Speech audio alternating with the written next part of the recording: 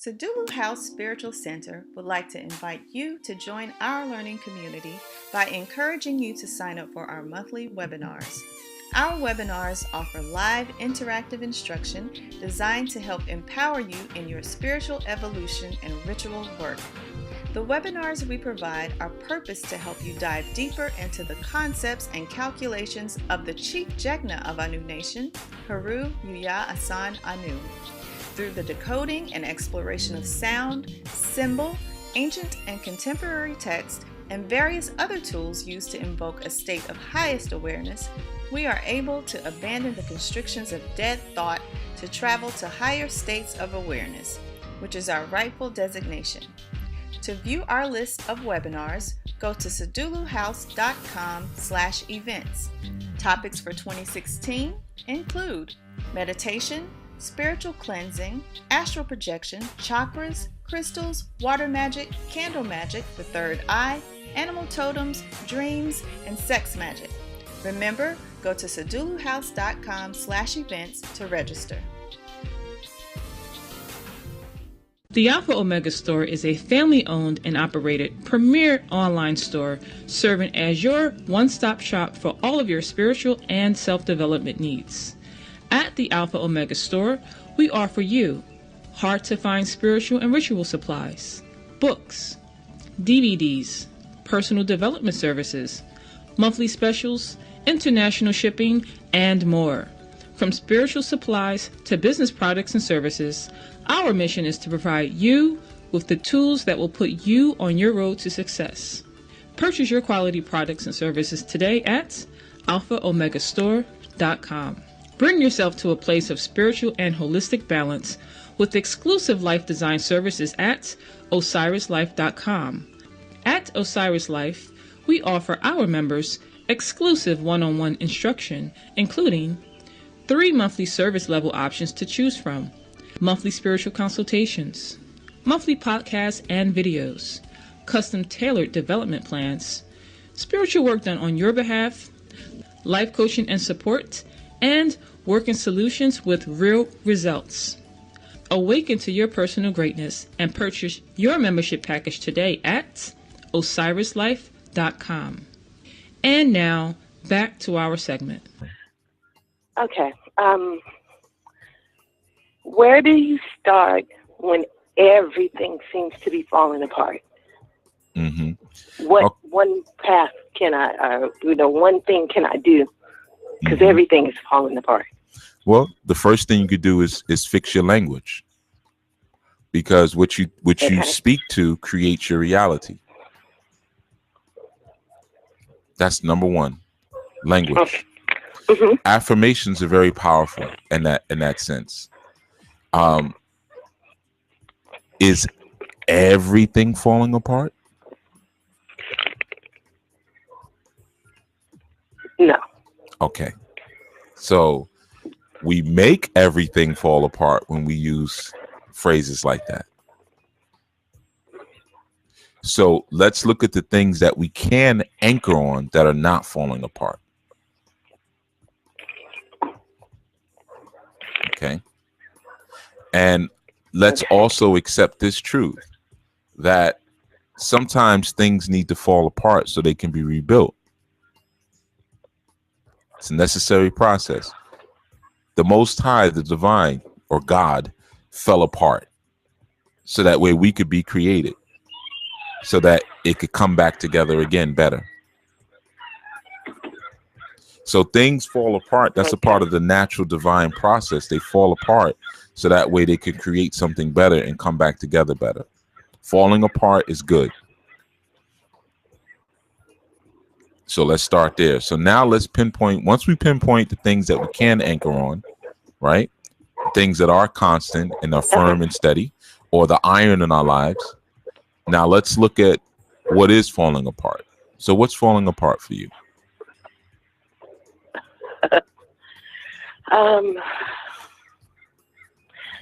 My marriage, Mm-hmm. my children. Mm-hmm. I don't have a job. Mm-hmm. And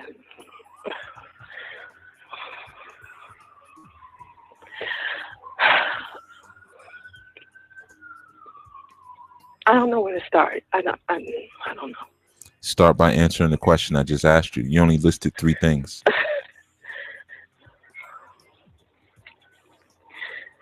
Well, those 3 things are the most important things. But they're not everything, correct? Right. Okay. Now, once you can really get that into your head, I'm gonna wait till that train pass. There's a train or a plane or something. I'm gonna wait till that goes plane. overhead. Sorry, I stepped outside. It's not your fault. You didn't direct it till it come over house today. All right. I just want to make sure everybody can hear us. Yeah, don't see you saying sorry like I'm just ruining everything. See, I told you everything falling apart, even the planes. No. So your marriage, your children, and you're not working right now. All right.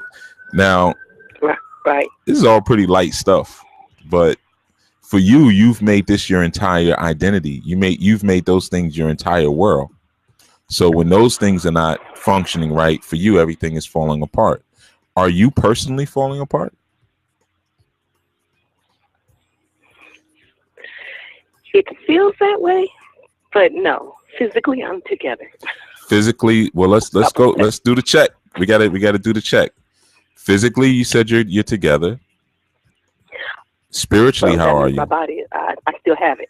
Right, you still got it. You're still able to move and use your hands and fingers and all that good stuff. What about your spirit? Correct. Your spirit's cool. Okay. How about your mind?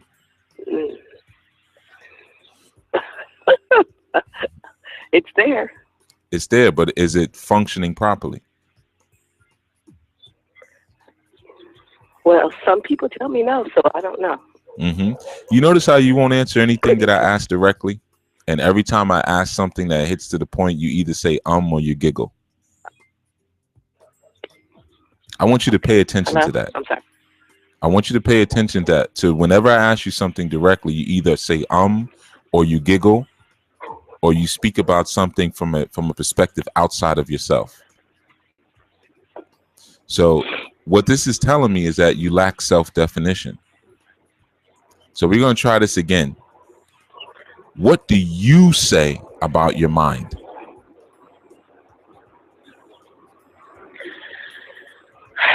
My mind is intact. Okay. I have a mind. I have a brain. And it's still functioning and working. Yes. Okay. Your body is still functioning and working. How about your spirit? I'm working on that. Okay. So we have a spiritual deficiency. Now, what are you doing to work on that?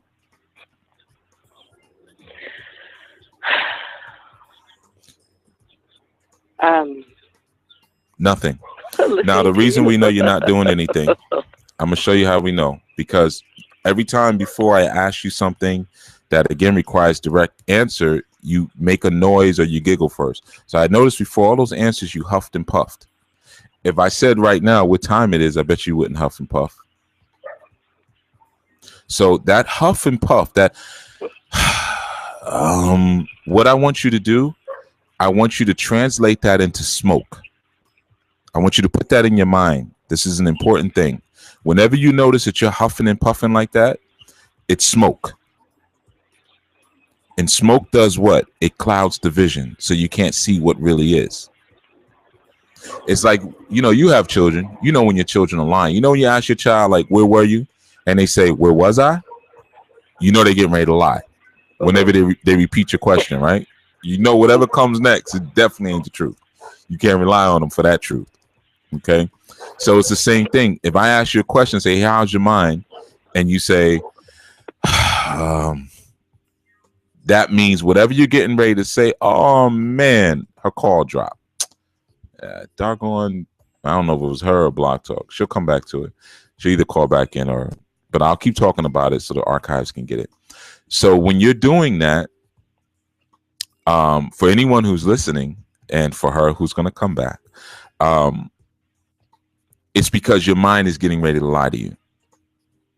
So it does that first because it has to get its story together. Like what children do. Did you eat all this peanut butter straight out the jar? The peanut butter from the jar? And their breath is smelling like peanut butter. It's peanut butter all in front of their shirt, whatever's getting ready to come out is not true. So like when she said, well, like even pay attention to the fact that this is the second time she first called and she said, I got to get my thoughts together. Well, how many thoughts do you have to get together to say that I'm having trouble in my marriage, with my children, and with my job? It's not hard to say. It's because there's so much confusion and emotion swirling around inside of her body right now that it's blocking her passage to rational thought. This is exactly what I was talking about earlier. And she's identified completely with being a mother, being a wife, being somebody's employee. And that has become the total of her identity. So if any of those very delicate, because they're all very delicate things, if any one of those very delicate things is disturbed, she now says, my life is over, my world is crashing, because this has become my entire world. Dangerous.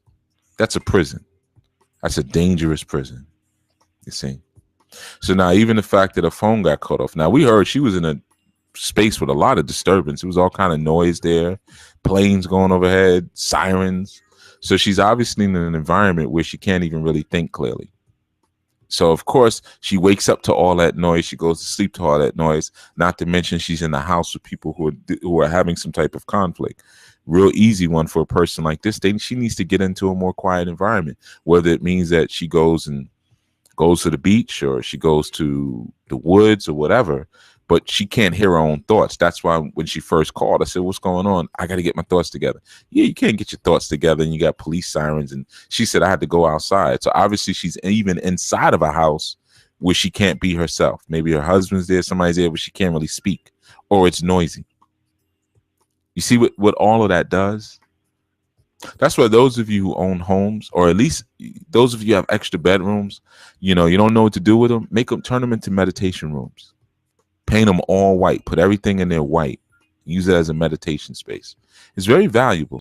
Greetings and peace, everyone. Welcome back to ANUAsafo, and I am your host, Kim. And I say welcome back because last strong there was no show. We had our alchemy webinar. So before I get started, I just want to say thank you again to all of those who came through and participated for the webinar. It was a success and I enjoyed it. So thank you all for registering, and everything went smoothly. Today's topic is going to be centered around learning how to deal with a changing reality. And this is something that a lot of us have a very hard time with. Change. No one likes change, yet it's the only thing that's certain. That and death, of course. But before we get started, I'm going to go over some announcements, of course. I want to inform you all of our monthly webinars. And the alchemy webinar that we had last strong is actually the last one for the year. We'll start them back up again in January. So to find out what's going on for that for the year, you can check out some of our commercials, and you can also go to saduluhouse.com/events to see the list of subjects for the monthly webinars. So we'll have one every month. So some of these topics that we talk about a lot, we'll be able to go into those a little bit deeper to help you get a better understanding of the subject. It is after November 1st. If you remember, we were saying that all of our enlightenment and transformation shows are now going to be broadcast from YouTube. So we're no longer on Blog Talk. The only show that is still running on Blog Talk is Chief Speaks. And that's because, of course, we broadcast on High Frequency Radio Network and our Enlightenment and Transformation channel. So stay up to date with some of the news, because that could possibly be changing as well. Not sure yet on a date, but Chief Speaks is still there on Sundays. Osiris Life is where you can go, as you heard in the commercial at the beginning of the show, is where you can go to get a little bit more personal a bit more of a personal touch when it comes to readings and, just going through this transformation. Some of you may need more readings or need more instruction. That is where you would go to purchase like a monthly service. So there are 3 different packages that you can choose from for monthly services. If you need more readings, if you need help with rituals, if you need someone to do the ritual for you, those services are offered. So you can go to ANUasafo.com to sign up for that. We also have Alpha Omega Store, which is our online botanica, and this is where you can go to purchase all of your spiritual supplies, our books, DVDs, even the classes. So alphaomegastore.com is where you would go for that. Sometimes when we get all these rituals, a lot of the materials are kind of hard to find. So we are aware of some of the components and ingredients that Chief mentions in the rituals that he gives us. So those are, you will be able to find them there at alphaomegastore.com. And of course, we have SaduluHouse.com, which is the school component of ANU Nation. So if you're interested in signing up for any of the webinars, the courses that we offer, and the trainings that we offer, that is where you would go to sign up. So we have our free introductory course to the ANU spiritual training, and then we have the phase 1 of the training there on Sadulu House if you'd like to get signed up. And I do encourage you to do it. The phase 1 training, as you know, there are more than one phase. There's more than one phase, but right now the phase 1 training is up and ready to go. Really, really, really good course. If you're serious about making some changes and you really want to get into indigenous spirituality and find out what it's all about, that first phase will put you through it. And Chief says that this is the easiest one, but I'm telling you, it can be one of the most difficult ones. And I think that's just because we have a lot of stuff to break through first, personally. So the first phase, of course, is ministry to self. And this is why it's the most difficult, because a lot of times we skip over that. We just, kind of want book information. And this is not what that is. So, again, there's a free course that you should take prior to, before you jump into phase 1. That is there also. So make sure you go to SaduluHouse.com and get registered. And we have ANU Nation, which is the central hub page of all of our websites. So you can go there to sign up for readings and to sign up for the monthly newsletter so that you'll know what's going on, for that particular month. So let's go ahead and get into it. Since we did some commercials and since the clip was a little long, I'm going to go ahead and jump into the topic for this strong. So in that call, you heard, this was actually Chief Speaks this past Sunday. I think this caller called in, and she was having some issues. As you could tell, she was kind of falling apart a little bit. She got pretty emotional in that call with some things that were kind of out of order in her life. And those 3 things were, I think she said, her marriage, her children, and her job. So Chief walked her through some steps, and basically what we were having a problem with was trying to hold on to things that are constantly going to change. And a lot of times we make the things that are always going to be changing or moving, we make that the center of our existence. And so when these things start to transform or start to change, we lose it. We just don't know what to do. So one of the things that Chief said, he said that you could do was fix your language. So what you speak to creates your reality. And he said that affirmations were important. So this is something that's very important and something that I consciously try to be aware of on a daily basis, from the way I greet someone to the way we depart from each other. And that's, our language. And that's really because the English language, if you really study it and listen to it, we curse each other and curse ourselves a lot with this particular language. Things like we say hello to greet someone, hell, that's not a good greeting. We say good morning when we're not in mourning. We call, a period of 7 days a week. When were those 7 days weak for you? And it goes on, and we have to understand that it's the sound vibration, not the spelling.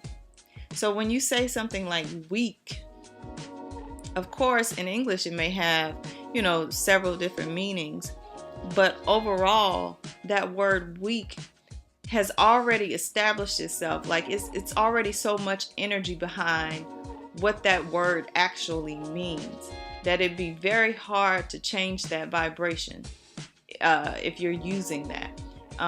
There's too much energy built up behind it already, that says weak is a state of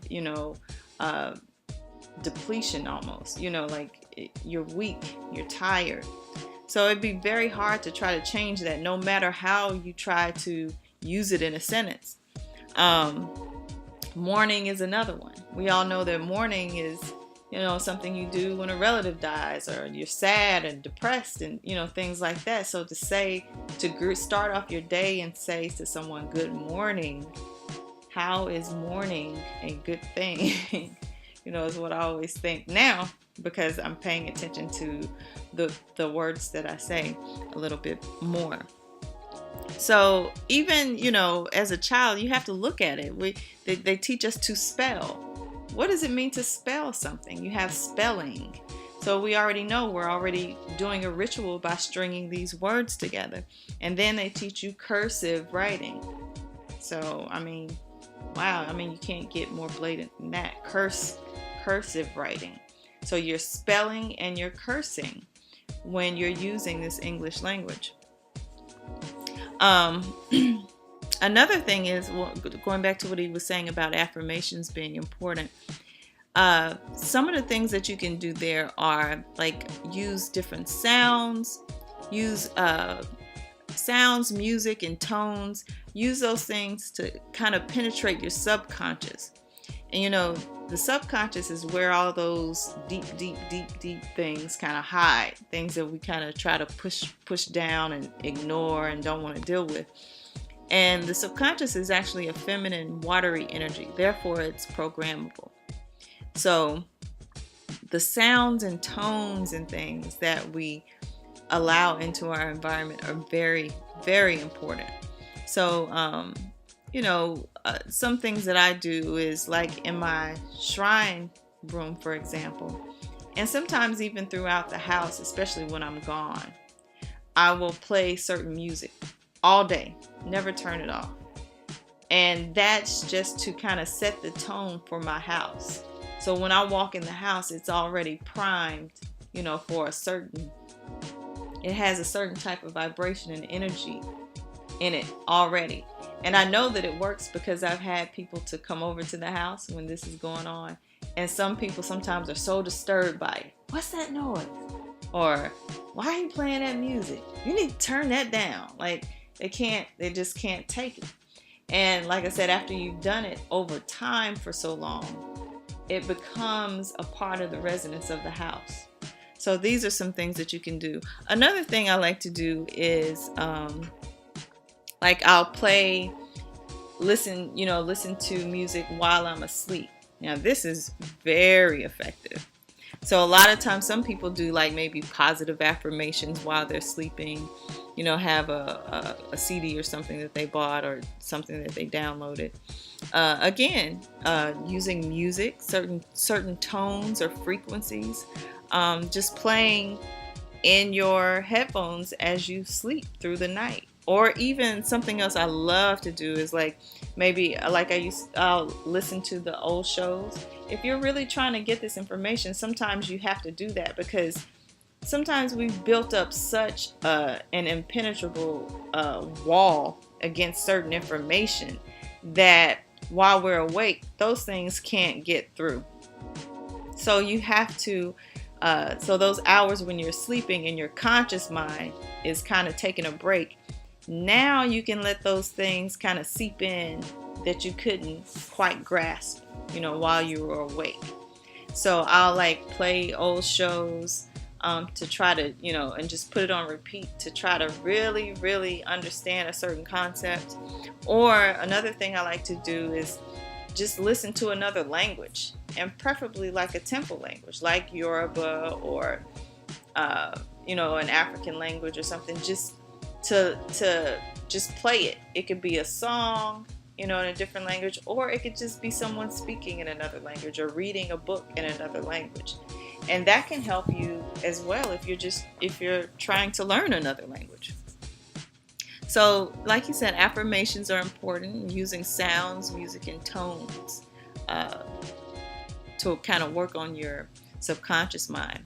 Another thing I like to do is use symbols and pictures. One thing in particular I like is, like, I know everybody kind of knows what a vision board is, and this is just, like a poster board or something that you make with all the things on it, or pictures of things and words of describing things that you want to accomplish or things that you want to attain. And something that I did was, made the vision board, and what I did was I hung it on my ceiling over my bed. So as I'm listening to my affirmations or whatever it is, my music, that vision board is the last thing I see at night and the first thing I see when I wake up in the dawning. So, and believe it or not, I was just looking at that board not long ago, and I was like, wow, I've actually gotten everything that I've put on that board, minus like maybe one or two things, and I'm working on it.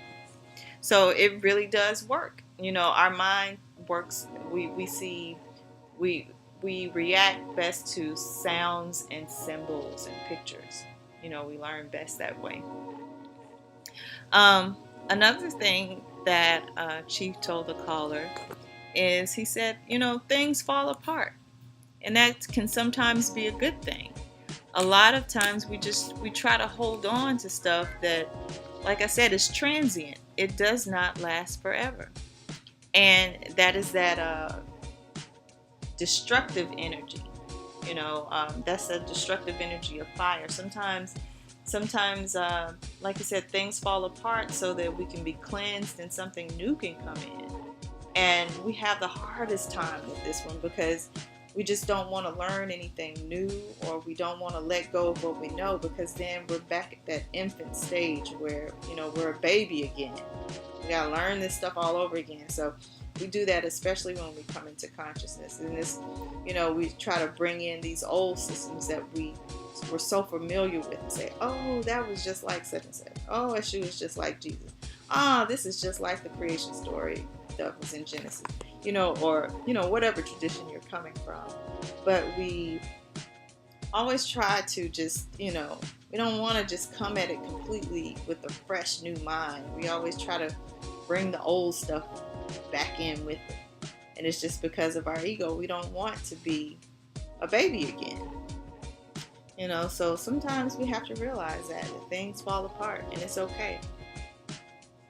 Another problem that the caller was having, that Chief pointed out, is that she really didn't have a purpose, or did not know her purpose. She defined her existence and her purpose, or only reason for being, by external transient things. Marriage, children, and a job. And a lot of us do that. But let's go over why some of these things are transient. For one, marriage is because it's usually based on a momentary feeling. Our emotions are so intense in that moment that we want to freeze it, not realizing that when you freeze something, or when you try to stop something, you kill it. But we want to freeze that moment in time, by let's sign this government contract and just freeze it. And we all know, we've seen it. The moment you do that, that's when the relationship goes south. That's when the marriage starts to fall apart. And you've heard Chief say on numerous occasions that emotions are always moving. emotions. It's energy in motion. So making such a permanent decision on something that is constantly changing is not, such a great idea. But in Western culture, that's what we're told to do. Our children are transient. They change all the time, and they're not children for very long. And for those of us that have children, they remind you of that all the time. They're constantly wondering about, what's life going to be like when I become an adult, or when they're free to make decisions on their own. So they don't plan to stay, with you for their entire life. But parents think that being a parent is their only and final purpose in life, once we have children. And that's because, sometimes we have children for the wrong reasons. A lot of times having children is an emotional decision. We want someone to take care of, or, I've even heard young girls say, they want someone, they want to have a baby because they want somebody to love them. We use children as bait to try to save a relationship. All, crazy, just all the wrong reasons. And, lastly, she mentioned that she was having some issues with her job. Now, we definitely know, how transient that is. Older generations may have their outlook on having a job is a little bit different. When they graduated from high school or whatever, they kept their jobs forever. They didn't, they were at that job. That was the first and last job they ever had. But, we kind of grew up in the age of Enron and all of this stuff where we've seen, the post office. Everybody used to say get a postal job. We've seen something like that collapse. Enron. We've seen these corporations and phone companies and all these companies that old people will say, that's a good job. They ain't never go out of business. We've seen them go out of business and go bankrupt. But, and jobs are nothing but plantations. You stay at one until they decide, we got to trade John for another one. He's not producing like he used to. Back, in those days, they talked about, how much cotton a slave could pick a day. That was, picking a day. That was your worth. And now it's how many clients you can bring in, or how much you can sell. Whatever it is that, you do at your job is still based on productivity for someone else. So yet again, making something that changes quickly, the center of your existence. And in this culture, they don't teach you how to deal with things that aren't permanent. As a matter of fact, they kind of drill it in you that, they drill it in you most of your life that things that are transient are really permanent. Stuff, they say things like, love is forever, or till death do us part, or I'll always be your mother. Just think about some of those things, which one worked on you. So this particular caller said that everything was falling apart. And I know it can feel that way when those things, are the center of your world. But even just listen to what I just said, it can feel that way. So here we go again with these emotions. But when Chief asked her how she was physically doing, she said she was fine. Now, just look at that for a minute. When we go to work, your boss doesn't take your emotions or how you feel into consideration when it comes to doing your job. It's the same as it was again on the plantation. They'll just replace you. If you can't get it together with your spouse or whatever, got marriage problems, that's not their problem. You can't find a babysitter, they'll say, well, maybe this isn't the job for you. You can't, stay and work longer hours, work holidays and weekends. They'll just hire somebody younger that doesn't have a family or those, family obligations. So if you look at it, the corporations and these companies don't fall apart and break down over emotions. Only people. I remember when, Enron and all that stuff was happening, you had people just committing suicide left and right. They just didn't know what to do without that job anymore. When their pension was gone and all that stuff, they were just falling apart, killing their entire family. I remember reading In the news, one man killed his entire family, his wife and his children, and then killed himself. So, it's like we just, when those emotions are affected, we just let everything fall apart. If we're not happy, we just can't function. Or, if we lose that job or something like that, we don't know what to do. And that's just because this culture has put so much emphasis on constantly trying to catch something or hold on to something that they know can't be captured or can't be held on to.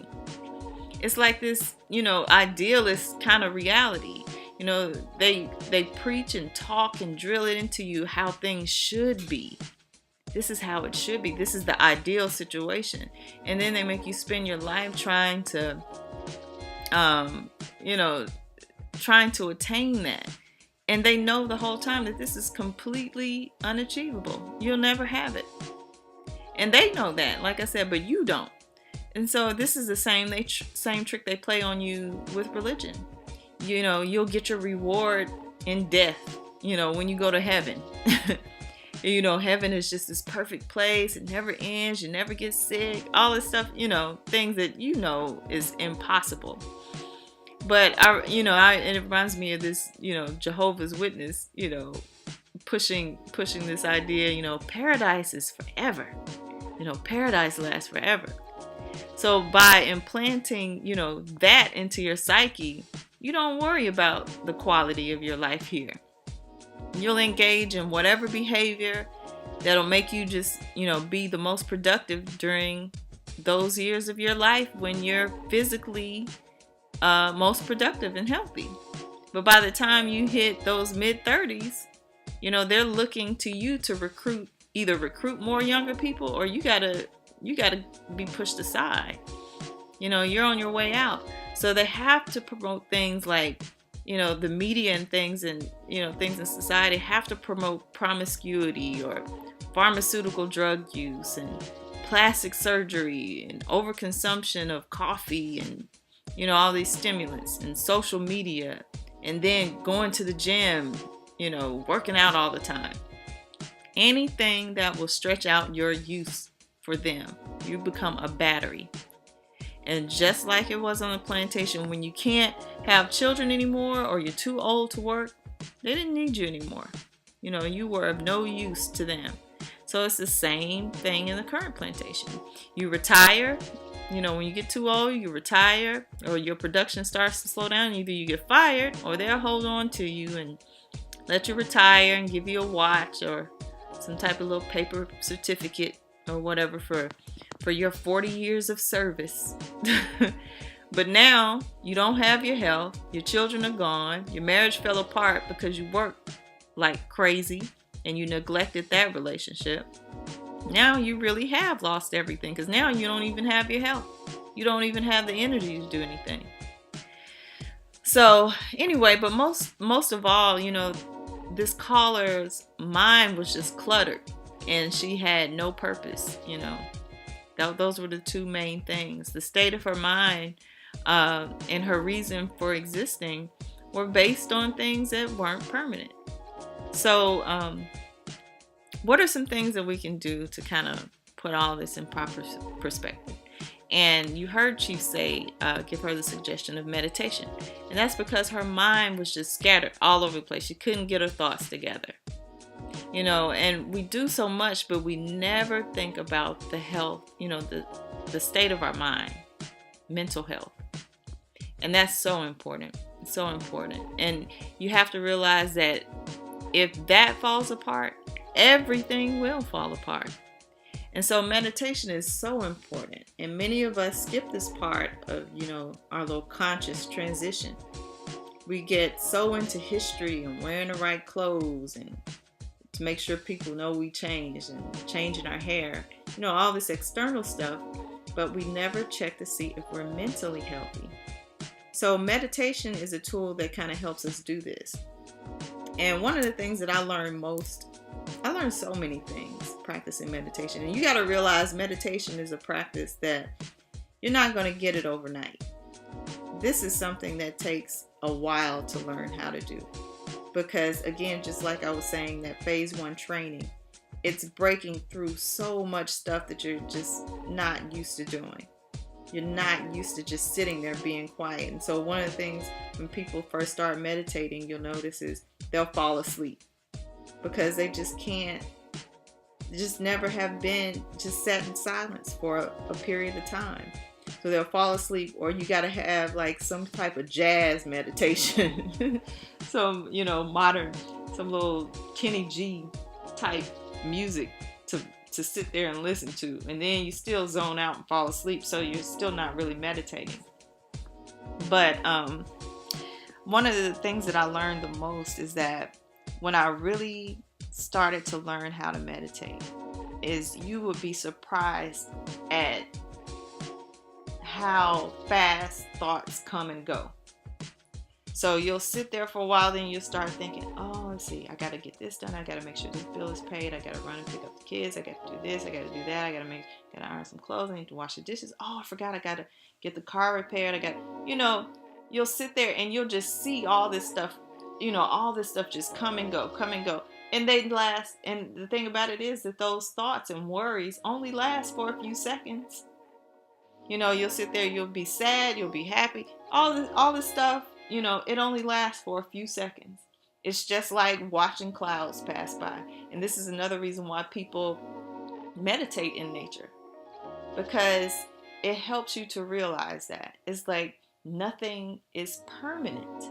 These things will pass. It's just, like I said, our emotions, we get so tied up into them. And that's another different type of meditation where, or you'll notice this during meditation, you'll sit there for a while, and then your nose will start to itch, or my leg itches, or you just can't sit still. You gotta twist, you gotta turn, you gotta move, you gotta lay down, you gotta stand up and stretch. You just can't be still. And so all of these things come up during meditation, and you have to kind of ask yourself, why is it so hard for me to just sit here and be quiet? Why can't I just sit still? What, all these are some of the things that you'll ask yourself. And so sometimes you'll have to start off maybe like with 5 minutes. See if you can do it for 5 minutes, for a period of time. And then, slowly increase the amount of time that you meditate. And then there are levels of meditation. So, but one of the things, I just really wanted to go over that right quick, but in January, just to tie it back into some of our lessons, our first webinar for next year is going to be on meditation. So make sure, again, that you go to saduluhouse.com/events to get registered for that one. And so we'll go over, different meditation techniques, and, what are some of the benefits of meditation, and a lot of other things as well that's centered around that topic. But I just wanted to encourage all of you to just try to just start with maybe 5 minutes, 5 or 10 minutes, and see, and do it if you can in the dark. Or if you need like a focal point or something to focus on, do it in the dark and maybe light a candle and stare at the flame. You'll notice like a lot of people just have a hard time sitting in the dark. They can't do it. Or sitting there, with your eyes closed or something. It is so hard to just do that because they'll be sitting there and thinking, who's standing behind me? What's coming up? Is it a bug on the ground? What's that crawling? All kinds of stuff. You'd be surprised, the tricks and things that your mind will play on you, or the stuff that you'll come up with to anything to just try to distract you. You'll come up with those things. Anything, you'll do everything you can possibly do in that mental space to try just to avoid sitting there being quiet. So the first webinar that we'll have in 2016 is going to be on meditation. So make sure you get registered for it. And I'm going to go ahead and wrap it up this strong. So thank you for tuning in. And like I said, try, start off with maybe 5 or 10 minutes and see if you can handle it. Try that for maybe a couple of weeks and you'll see the kind of, you'll see some progress that you've made. So until next strong, well, we'll probably continue the discussion on meditation and maybe some other techniques. I am Kim, your host, and thank you for tuning in. Peace. Sadulu House Spiritual Center would like to invite you to join our learning community by encouraging you to sign up for our monthly webinars. Our webinars offer live interactive instruction designed to help empower you in your spiritual evolution and ritual work. The webinars we provide are purposed to help you dive deeper into the concepts and calculations of the Chief Jegna of Anu Nation, Heru Yuya Asan Anu, through the decoding and exploration of sound, symbol, ancient and contemporary text, and various other tools used to invoke a state of highest awareness. We are able to abandon the constrictions of dead thought to travel to higher states of awareness, which is our rightful designation. To view our list of webinars, go to saduluhouse.com/events. Topics for 2016 include meditation, spiritual cleansing, astral projection, chakras, crystals, water magic, candle magic, the third eye, animal totems, dreams, and sex magic. Remember, go to saduluhouse.com/events to register.